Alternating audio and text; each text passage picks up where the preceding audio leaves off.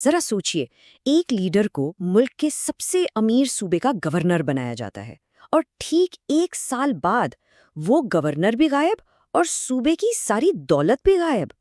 آج ہم اسی غائب ہونے والے گورنر کی حیران کن سچی کہانی جانیں گے، ایک ایسی کہانی جو ہمیں بتاتی ہے کہ اصل دیانتداری آخر ہوتی کیا ہے۔ یہ صرف الفاظ نہیں ہیں، یہ تاریخ کے سب سے بڑے اور انصاف پسند حکمرانوں میں سے ایک خلیفہ حضرت عمر بن خطاب کی گواہی ہے۔ تو آخر یہ عمیر تھے کون، جن کے لیے خلیفہ سونے یا طاقت سے زیادہ ان جیسے لوگوں کی خواہش کر رہے تھے؟ آئیے جانتے ہیں۔ تو کہانی شروع ہوتی ہے اسلامی خلافت کے عروج کے دور میں۔ خلیفہ حضرت عمر، جو اپنی حکمت اور انصاف کے لیے مشہور تھے، ایک شخص حضرت عمیر بن سعد کو حمص کا گورنر مقرر کرتے ہیں۔ حمص اس وقت تجارت کا گڑھ تھا، ایک بہت ہی خوشحال اور امیر صوبہ۔ پورا 1 سال گزر جاتا ہے لیکن حمص سے نہ کوئی خبر آتی ہے، نہ ہی مرکزی خزانے کے لیے کوئی پیسہ بھیجا جاتا ہے۔ مکمل خاموشی۔ اس لمبی خاموشی سے خلیفہ کو تشویش ہونے لگتی ہے اور وہ حضرت عمیر کو فوراً دارالحکومت مدینہ واپس آنے کا حکم بھیجتے ہیں۔ جب حضرت عمیر آخر کار مدینہ پہنچے تو ان کا جو حال تھا، اسے دیکھ کر کسی کو اپنی آنکھوں پر یقین نہیں آ رہا تھا۔ یہ منظر کسی بھی طرح ایک امیر صوبے کے طاقتور گورنر کی واپسی جیسا بالکل نہیں تھا۔ جو منظر سب نے دیکھا وہ توقعات کے بالکل الٹ تھا۔ ذرا اس فرق کا تصور کریں۔ ایک طرف تو وہ شان و شوکت ہے جس کی امید ایک امیر صوبے کے گورنر سے کی جاتی ہے، اور دوسری طرف حقیقت کیا تھی؟ گرد و غبار میں آٹا ایک آدمی، پیدل، پھٹے پرانے کپڑوں میں، جس کے ہاتھ میں چلنے کی ایک لاٹھی کے سوا کچھ بھی نہیں۔ یہ کسی حاکم کی نہیں بلکہ ایک فقیر کی آمد لگ رہی تھی۔ جب خلیفہ نے پوچھا کہ بھئی صوبے سے کیا لائے ہو، تو حضرت عمیر نے کوئی خزانہ یا ٹیکس کا حساب پیش نہیں کیا، بلکہ انہوں نے وہ سب کچھ سامنے رکھ دیا جو اس دنیا میں ان کی ملکیت تھا۔ کھانے کا ایک تھیلا، ایک پیالہ، پانی کا برتن اور ایک لاٹھی، بس یہی تھا ان کا کل اثاثہ۔ یہ صرف سادگی نہیں تھی، یہ تو دنیا کی دولت کو پوری طرح سے ٹھکرانے والی بات تھی۔ اب وقت تھا آمنے سامنے بات کرنے کا۔ خلیفہ اور ان کے گورنر حضرت عمر کو جواب چاہیے تھے۔ صوبے کی دولت آخر گئی کہاں؟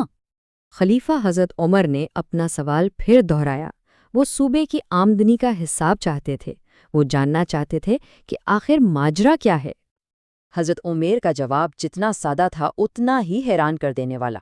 انہوں نے بتایا، میں نے حکم کے مطابق ٹیکس جمع کیا، لیکن مجھے اسے آپ کے پاس لانے کی کوئی ضرورت محسوس نہیں ہوئی۔ اس کے بجائے میں نے ایک ایک سکہ حمص کے غریبوں اور ضرورت مندوں میں بانٹ دیا، یعنی عوام کا پیسہ عوام کو ہی واپس کر دیا تھا۔ اس جواب سے خلیفہ بہت متاثر ہوئے اور انہیں دوبارہ گورنری کی پیشکش کی، لیکن حضرت عمیر نے صاف انکار کر دیا۔ ان کے لیے یہ ذمہ داری ایک بہت بڑا بوجھ تھی، ایک ایسا راستہ جہاں ذرا سی غلطی بھی ان کی آخرت خراب کر سکتی تھی۔ خلیفہ متاثر تو تھے، لیکن انہیں پورا یقین چاہیے تھا۔ کیا یہ تقویٰ سچ تھا؟ کیا واقعی کوئی انسان اتنا بے غرض ہو سکتا ہے؟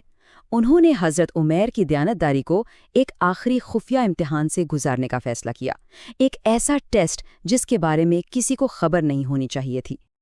خلیفہ نے حارث نامی ایک بھروسے مند آدمی کو بلایا اور اسے ان صاف ہدایات کے ساتھ حضرت عمیر کے گاؤں بھیج دیا، جو اب ایک عام شہری کی زندگی گزار رہے تھے۔ یہ مشن حضرت عمیر کے کردار کا اصل امتحان تھا، اور اس امتحان کا سب سے بڑا ہتھیار تھی پیسوں کی ایک تھیلی، 100 سونے کے دینار۔ یہ کوئی معمولی رقم نہیں تھی اس زمانے میں، یہ ایک چھوٹی موٹی سلطنت کے برابر تھی۔ یہ ایک بہترین آزمائش تھی۔ اگر حضرت عمیر کے دل میں ذرا سا بھی لالچ چھپا ہوتا تو یہ رقم اسے باہر لے ہی آتی۔ قاصد حارث نے جو کچھ وہاں دیکھا وہ صرف غربت نہیں تھی، بلکہ خودداری اور ایثار کی ایک ناقابل یقین مثال تھی۔ اس نے دیکھا کہ حضرت عمیر اور ان کا خاندان اپنی اکلوتی جو کی روٹی اپنے مہمان کو کھلا رہا ہے اور خود بھوکا سو رہا ہے، اور جب 100 دینار پیش کیے گئے تو حضرت عمیر نے ایک سکہ بھی اپنے لیے نہیں رکھا۔ اسی وقت وہ ساری دولت بیواؤں، یتیموں اور معاشرے کے سب سے زیادہ ضرورت مند لوگوں میں بانٹ دی۔ انہوں نے یہ امتحان اس طرح پاس کیا جس کا خلیفہ نے کبھی تصور بھی نہیں کیا تھا۔ اب ہم اس کہانی کے آخری حصے کی طرف بڑھتے ہیں۔ یہ حصہ اس بارے میں ہے کہ حضرت عمیر نے خلیفہ حضرت عمر پر کیا گہرا اور لازوال اثر چھوڑا۔ جب حضرت عمیر کے انتقال کی خبر مدینہ پہنچی تو خلیفہ کو شدید صدمہ پہنچا اور وہ گہرے غم میں ڈوب گئے۔ وہ ان کے جنازے میں شریک ہوئے اور عام لوگوں کے ساتھ پیدل چل کر ان کی قبر تک گئے۔ تدفین کے بعد حضرت عمر نے اپنے ساتھیوں سے کہا کہ اپنی اپنی خواہشیں بیان کرو۔ ایک نے کہا کہ کاش میرے پاس بہت دولت ہوتی تو میں غلام آزاد کرتا۔ دوسرے نے اللہ کی راہ میں خرچ کرنے کے لیے مال کی تمنا کی۔ ایک اور ساتھی نے خواہش کی کہ اسے اتنی طاقت ملے کہ وہ حج پر آنے والوں کی خدمت کر سکے۔ یہ سب بہت نیک خواہشات تھیں جو اس دور کے بہترین لوگوں کی سوچ کو ظاہر کرتی تھی۔ پھر خلیفہ حضرت عمر کی باری آئی۔ انہوں نے اپنے ساتھیوں اور پھر حضرت عمیر کی قبر کی طرف دیکھا اور کہا، جہاں تک میری بات ہے مجھے نہ سونا چاہیے اور نہ ہی طاقت۔ میری تو بس یہ خواہش ہے کہ یہ شہر عمیر بن سعد جیسے لوگوں سے بھر جائے تاکہ میں انہیں لوگوں کے معاملات سونپ سکوں۔ اس ایک لمحے میں یہ بات واضح ہو گئی کہ سب سے قیمتی چیز دولت یا طاقت نہیں بلکہ ایک انسان کا کردار ہے۔ حضرت عمیر کی کہانی ہمیں ایک ایسے سوال کے ساتھ چھوڑ جاتی ہے جو آج بھی اتنا ہی اہم ہے۔ ہم کسی لیڈر کی کامیابی کو کس چیز سے ناپتے ہیں؟ کیا اس دولت سے جو وہ جمع کرتے ہیں یا اس کردار سے جو وہ پیچھے چھوڑ جاتے ہیں؟ اس غائب ہونے والے گورنر کی کہانی ہمیں سکھاتی ہے کہ ایک لیڈر کا سب سے بڑا خزانہ اس کے بینک اکاؤنٹ میں نہیں بلکہ اس کے لوگوں کے دلوں میں ہوتا ہے۔